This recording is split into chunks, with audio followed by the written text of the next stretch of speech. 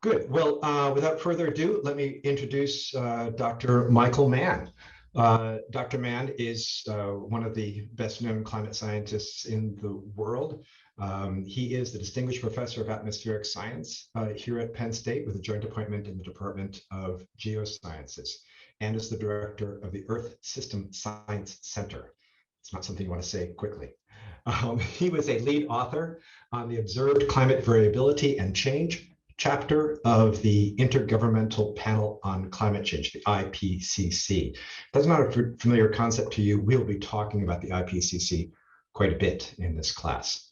The Intergovernmental Panel on Climate Change's third assessment report in 2001 and contributed with other IPCC authors to the research that won the 2007 Nobel Peace Prize. So you're looking at a Nobel Peace Prize winner right here. He has received so many honors and awards, it would be ridiculous. I'd spend the whole time actually reading them all out. But let me give you a flavor of things most recently.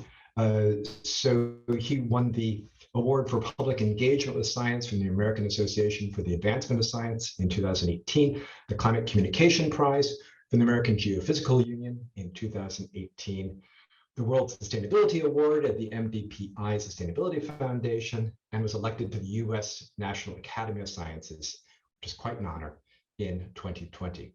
He's also the co-founder of the award-winning website realclimate.org, and I really encourage you to look at that. I've learned a lot from that website. It's a great resource for us all.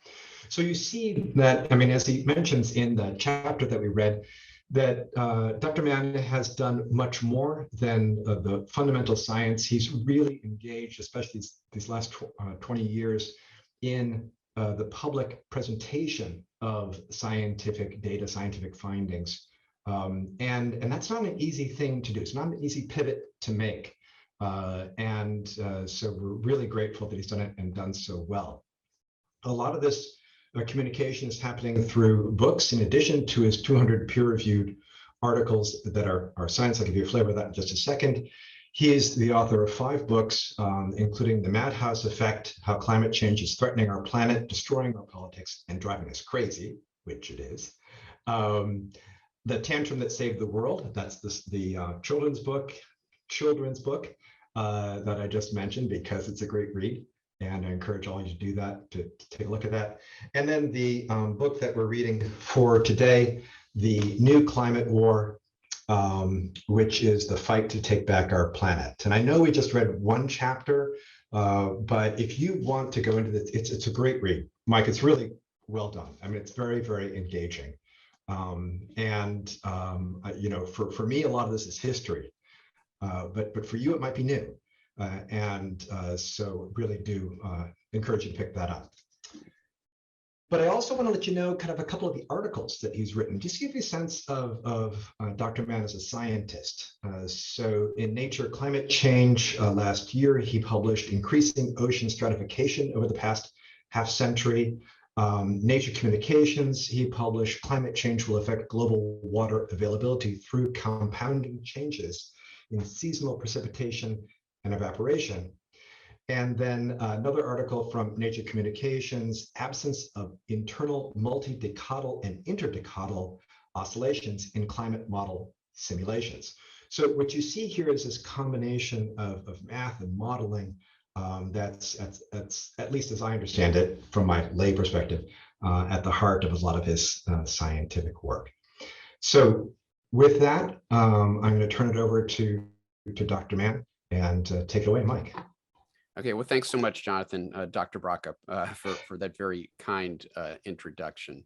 And I'm going to try to get through this presentation a little faster than normal, because I do want to leave plenty of time for us to have discussion, Q&A.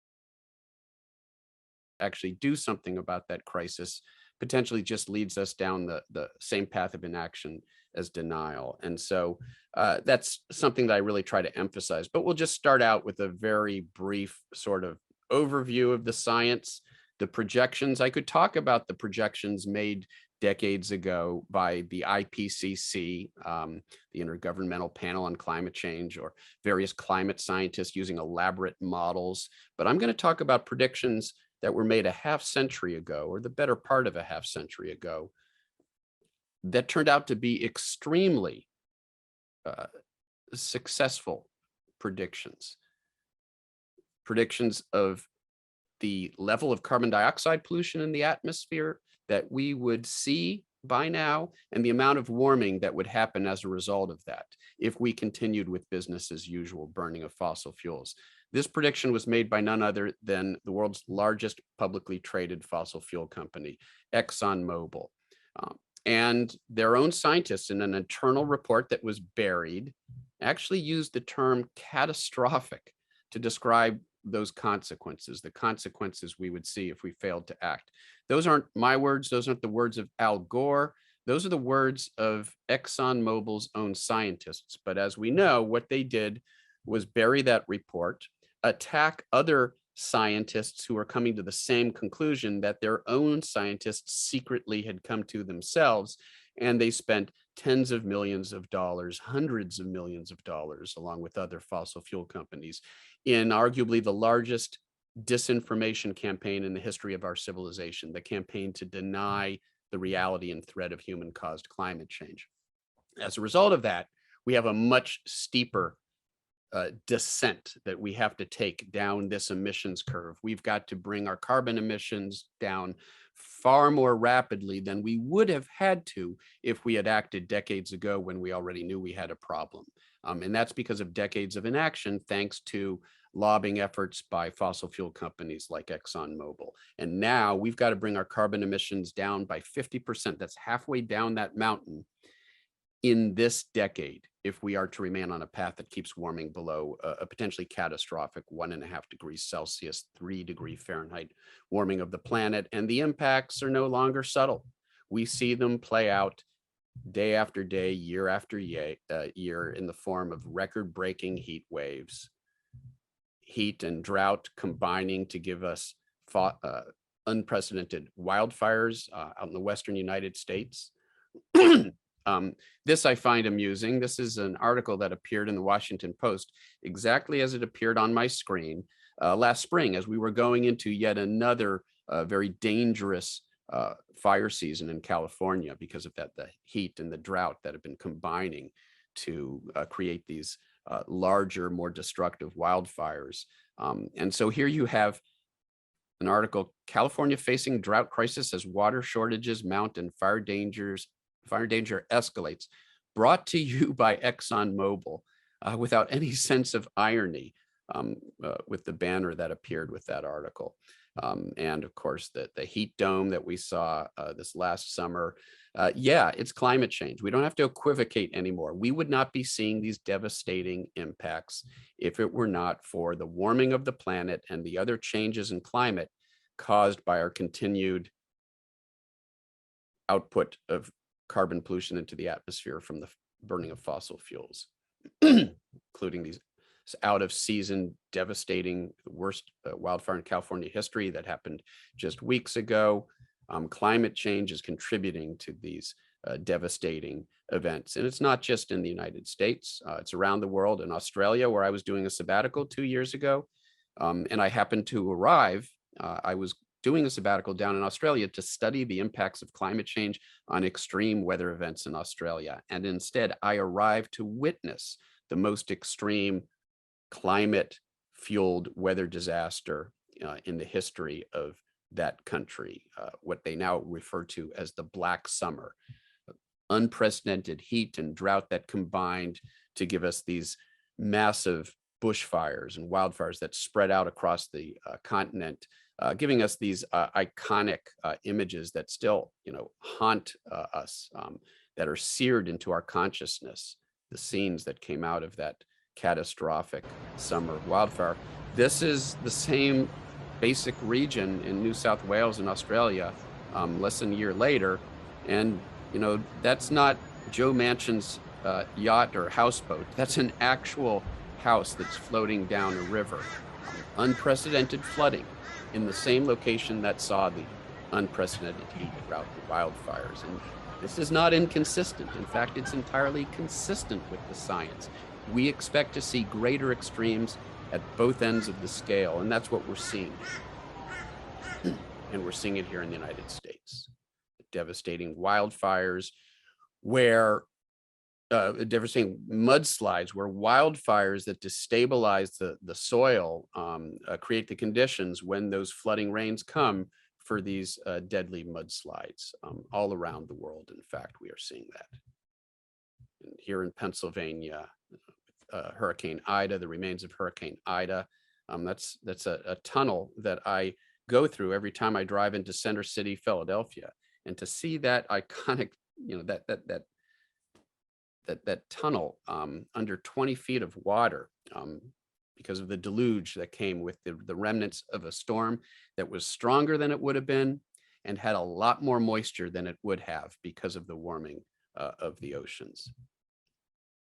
And it's impacting us, of course, here where we live. And just this winter, again, another array of devastating extreme events that are symptomatic of the profound impact that climate change is having now. It's not subtle anymore. It's playing out in real time. And when it comes to flooding, of course, we know, just a few weeks ago, there was a really important article in the Rolling Stone by my friend Jeff Goodell describing, the fact that we are close to destabilizing a large enough piece of the West Antarctic ice sheet that it would give us not feet, but meters of sea level rise, potentially by the middle of this century. That's what we're now facing. And just the other day, we had an article that came out, got a fair amount of media attention. Global surface temperatures this year weren't the warmest on record. They came in roughly number 5 or number 6, depending on which product you look at. And that announcement came out yesterday. But a couple days ago, we put out another announcement. The oceans were the warmest they've ever been. And that's the 3rd straight record. And the oceans are really integrating the heat. They're not as subject to the year-to-year fluctuations related, for example, to the La Nina event that's going on right now that lowers global surface temperatures a bit, but it doesn't make much of a dent in ocean heat content. That's where 90% of the heating is going. We've seen 3 straight records. The 6 warmest years for the ocean are the last 6 years. So, again, the impacts aren't subtle. We're seeing them play out in real time. No place is safe now from the devastating impacts of climate change. The new climate war is about really the fact that denial just isn't credible anymore. People can see that climate change is happening. So the forces of inaction, the fossil fuel interests, those doing their bidding, realize they can't just deny anymore that it's happening. So they've turned to a whole other array of tactics because they're not throwing in the towel, but they've shifted tactics, deflection. And John and I have written about this. We had an op-ed in USA Today a few years ago about these deflection campaigns, fossil fuel companies and those promoting them, PR outfits that promote their agenda, trying to convince us that it's all about individual behavior. We just have to change our light bulbs, change our diet. It's a way of deflecting attention away from the deep systemic change and policy that we need if we're going to address this problem. Both are critical, but individual action alone isn't going to solve the problem. Division, getting us fighting with each other, dividing climate advocates so they don't speak with a single, united, powerful voice. And we see a lot of that with trolls and bots on social media trying to divide climate scientists and climate advocates rather, and get them fighting with each other. Doomism, convincing us it's too late to solve the problem, because ironically, if we become convinced that it's futile, then why bother? It potentially leads us down the same path of inaction as outright denial. And we have to be aware of that. A lot of good people have fallen into despair, have fallen prey to doom mongering, but there are some bad actors that are actually promoting that framing because they think it will lead you down that that path of disengagement, and that's all they care about. But the D word of the day is delay. I wrote an op-ed about that recently. Delay. Okay, well, we will be able to solve this problem down the road with technology. So just, let's allow the, free market to just solve this problem through innovation. And let's just adapt to the changes that are happening, says Marco Rubio. And, in his state of Florida, which is now being inundated because of sea level rise. What does adaptation mean for people who live along that coast? I guess it means growing gills and fins, because that's the only way we will adapt to the literal inundation of our coastlines, other than massive movement of populations and the instability that will create. Scott Morrison, the conservative prime minister of Australia, who's sort of been the skunk at the garden party when it comes to the industrial nations of the world, trying to get together and do something about the problem. It's just resilience, adaptation, anything but solving the problem at its source, which is fossil fuels, because that's inconvenient for the fossil fuel interests who support these politicians. So they want to, again, delay, kick the can down the road. Geoengineering, we will just massively interfere with the global climate system in some other way, by shooting particles into the stratosphere, by dumping iron into the ocean. What could possibly go wrong? It's not a coincidence that Rex Tillerson, the former CEO of ExxonMobil, has said that climate change is just an engineering problem. The implication, we can continue to burn fossil fuels and pollute. We'll just engineer our way out of the problem. We'll capture that carbon and sequester it. We will engage in geoengineering. Trust us. We've got this. We'll solve this problem in the future. It's a great way to kick the can down the road by promising action in the future as a way of simply accommodating and promoting business as usual burning of fossil fuels right now. And we see, people like Bill Gates, tech billionaires who fall into that category, who support and promote and in fact stand to profit directly. Bill Gates is actually personally invested in some of these technologies. The question I ask you is, do we want to trust the planet to the person who gave us Windows 95? You can't reboot the planet if it crashes.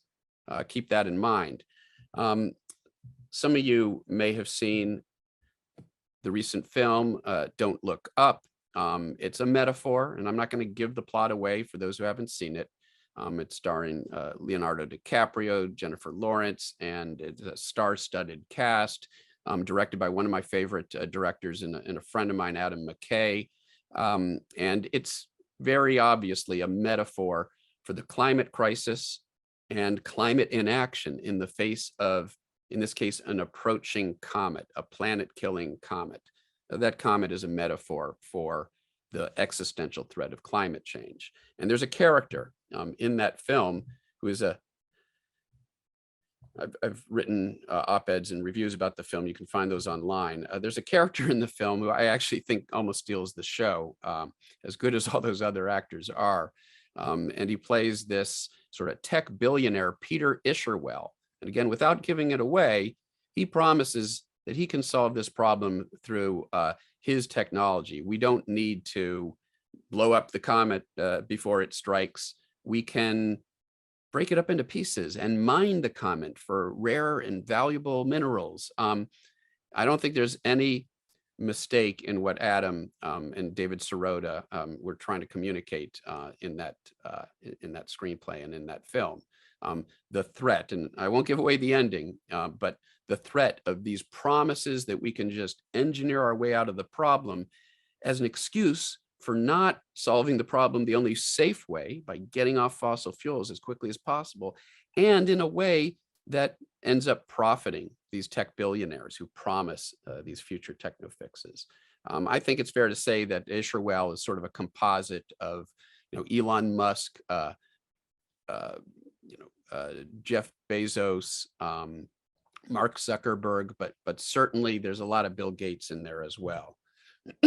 Now, on the other hand, Leo plays a scientist who's trying to warn the world about this impending crisis. And, there's really no way of knowing, who might have inspired that role. It's completely unclear, but sort of funny to be name checked by Leo DiCaprio and to be named as the inspiration for a character who has some real flaws, but is trying to communicate to the world the crisis that we face. And so the right path forward on climate is not geoengineering, it's not techno fixes. The obstacles aren't technological. We don't need a miracle Bill Gates. That's unhelpful rhetoric. We have the solutions right now in the form of existing renewable energy technology and smart grid technology, energy storage, conservation measures. We can solve this problem now with existing technology. The obstacles they're not technological, they are political at this point. And urgency and agency, again, urgency, look, climate change is a deadlier crisis by any reasonable measure than COVID-19. And, a year or two down the road, the COVID-19, the pandemic crisis will largely be behind us, but we will still be facing an even deadlier crisis, which is the climate crisis. So we know the urgency. The agency, as I just said, we can solve this problem right now. We've got the technology to do it. What we need is the political will. Renewable energy is cheaper than fossil fuel energy and nuclear and other forms of energy today.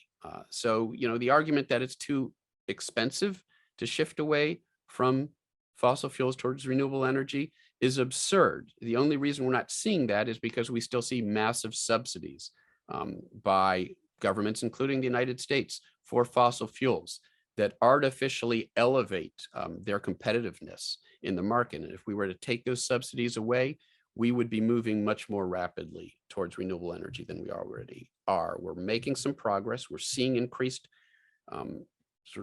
market shares of renewable energy around the world.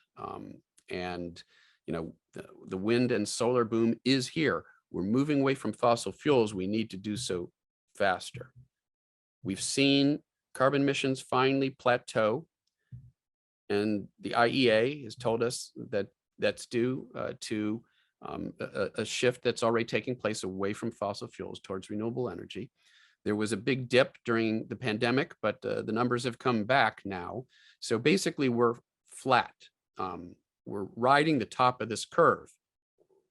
We're no longer going up the curve. That's good. But as we saw at the beginning of the talk, just flatlining that curve isn't enough. We've got to come down that peak, and we've got to come halfway down that peak within the next decade to avert catastrophic warming of the planet. So there needs to be, a lot more progress than we've already seen. We're seeing some progress. The US has been stepping up its commitment. That's brought China back to the table.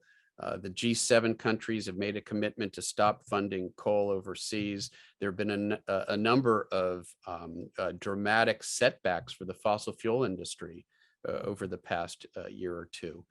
And so all of those developments are helpful. And we are making some progress. We saw progress at COP26 in Glasgow. We didn't see perhaps as much progress as many people would like to have seen, but we did see new commitments and a ratcheting up of existing commitments that now potentially put us on a course, if those commitments are kept. And that's a big part of it, to make sure that politicians, policymakers aren't just allowed to talk the talk, they've got to walk the walk. We've got to see those policies implemented. But if they are, warming projections now start to come in below 2 degrees Celsius. That's not good enough. We've got to bring them down to no more than 1.5 degrees Celsius. So there's a lot of work left to be done, but we have made some progress. And rather than waiting 5 years, all of the countries of the world are going to come back in less than a year to renegotiate. So again, there's some reason for optimism, and we have to be careful. And by the way, I'm a big fan of Greta Thunberg and the way she speaks truth to power, and the youth climate movement, which has really been a game changer here. But we also have to be aware that some of our rhetoric can be weaponized by forces of inaction. And this idea that emerged from Glasgow, that there was no progress and that the entire process is broken and that we should give up on these multilateral policy negotiations, the Conference of the Party negotiations that operate under the auspices of the United Nations. That sort of rhetoric is extremely appealing to the bad actors, to the inactivists, to the fossil fuel interests and those promoting their agenda. And this idea that COP was a total failure and the entire COP process is broken was promoted in this case almost immediately by none other than Mark Morano of Climate Depot.